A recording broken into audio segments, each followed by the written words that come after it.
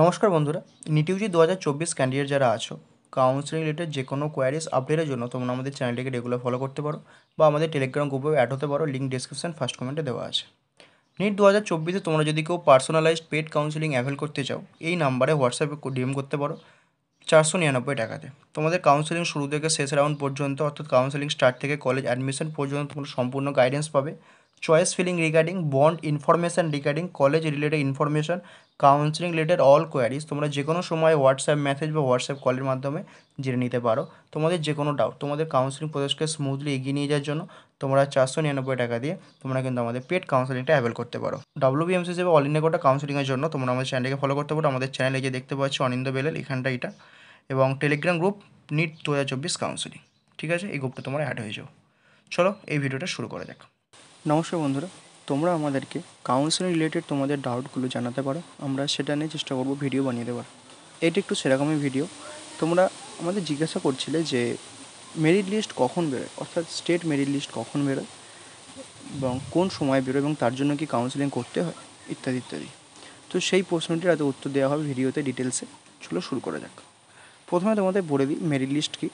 Merit list হচ্ছে পশ্চিমবঙ্গের, মানে ওয়েস্ট বেঙ্গল 85% স্টেট কোটা কাউন্সেলিংয়ের জন্য এলিজিবল ক্যান্ডিডেটদের একটা লিস্ট, এবং সেই লিস্টটা ডকুমেন্ট ভেরিফিকেশান হওয়ার পরেই কিন্তু প্রিপেয়ার হবে এবং সেটা WBMCর ওয়েবসাইটে দেওয়া হবে, এবং সেটাই হচ্ছে মেরিট লিস্ট।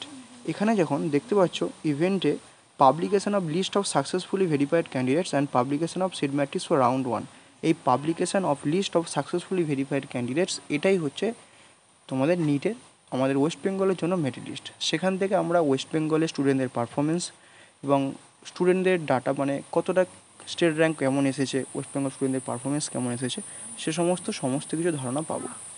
আর সেটা কখন বেরোয়, সেটা ডকুমেন্ট ভেরিফিকেশানের পর বেরোয়। এটা 2023-এর একটা কাউন্সেলিং শিডিউল ফার্স্ট রাউন্ডের। এখানে তোমরা দেখতে পাচ্ছ ফার্স্টে রেজিস্ট্রেশন করেছিল, তারপর অনলাইন পেমেন্ট করার পর ভেন্যুতে যে ডকুমেন্ট ভেরিফিকেশান হয়েছিল 27, 28, 31 জুলাই। তারপরে কিন্তু 1 আগস্ট তোমাদের হয়েছিল মেরিট লিস্ট পাবলিকেশান। তাহলে ডকুমেন্ট ভেরিফিকেশান যে 3 দিন চলবে, তারপরেই কিন্তু মেরিট লিস্ট পাবলিশ করা হবে, এবং সেই লিস্ট থেকে কিন্তু ওয়েস্ট বেঙ্গলের স্টেট কাট অফ সম্পর্কে ধারণা পাওয়া যাবে।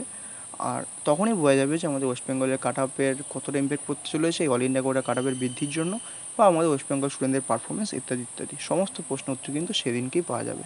তাই তোমাদেরকে আমি বলবো, যারা ভাবছো যে এত অল ইন্ডিয়া র্যাঙ্কে কাউন্সেলিং হয়ে পার্টিসিপেট করে কী হবে, চান্স তো পাবো না, তোমাদের আমরা বলে রাখবো যে কাউন্সেলিংয়ে পার্টিসিপেটটা করো, মেরিট লিস্টটা দেখো, তোমার স্টেট র্যাঙ্কটা দেখো, তারপরে কিন্তু সমস্ত ডিসিশান নিও। কাউন্সেলিংয়ে পার্টিসিপেটটা করো, কারণ তখন কিন্তু আফসোস করে লাভ হবে না। কারণ ফার্স্ট রাউন্ডে যদি কাউন্সেলিংয়ে পার্টিসিপেট না করো, অনেক সময় সেকেন্ড রাউন্ডে কিন্তু কাট অফ ফার্স্ট রাউন্ডের থেকে বেড়ে যায়। তাই ফার্স্ট রাউন্ড থেকে পার্টিসিপেটটা করে রাখো, এটা আমাদের কথাটা একটু শোনো, যে ফার্স্ট রাউন্ড থেকে কিন্তু আমরা কাউন্সেলিংয়ে পার্টিসিপেটটা করো।